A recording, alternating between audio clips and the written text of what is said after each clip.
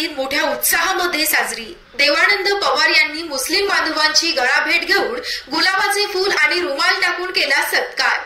इस्लाम धर्मामध्ये अत्यंत पवित्र मानला जाणारा सण म्हणजे रमजान। या सणाच्या अगोदर एक महिनाभर मुस्लिम बांधव लहानांपासून थोरांपर्यंत रोजा म्हणजेच उपवास करत असतात। उपवास अत्यंत कठीण असतात। या उपवासादरम्यान मुस्लिम बांधव पाणी सुद्धा पित नाहीत। असे उपवास केल्याने अल्लाहकडून पुण्य प्राप्त होतो असा समज मनात ठेवून हे मुस्लिम बांधव रमजान महिनाभर साजरा करतात। काल दिनांक 31 मार्च रोजी सोमवार हा रमजान महिन्याचा शेवटचा दिवस म्हणजे या दिवशी ईद साजरी केली जाते। सकाळी मस्जिदमध्ये नमाज जागा करून ईदगाहावर जाऊन नमाज अदा करतात। जानेफळ येथील मुस्लिम बांधवांनी ईदगाहावर नमाज अदा केल्यानंतर घराकडे येत असताना नेहमी समाजसेवेमध्ये अग्रेसर असणारे सप्तशृंगी पतसंस्थेचे संस्थापक अध्यक्ष तथा राष्ट्रीय काँग्रेसचे तालुका अध्यक्ष देवानंद पवार यांनी घुटी रस्त्यावर मंडप टाकून तेज तयार करून मुस्लिम बांधवांचा रुमाल घालून गुलाबाचं फूल देत गळाभेट घेऊन सत्कार केला। यावेळी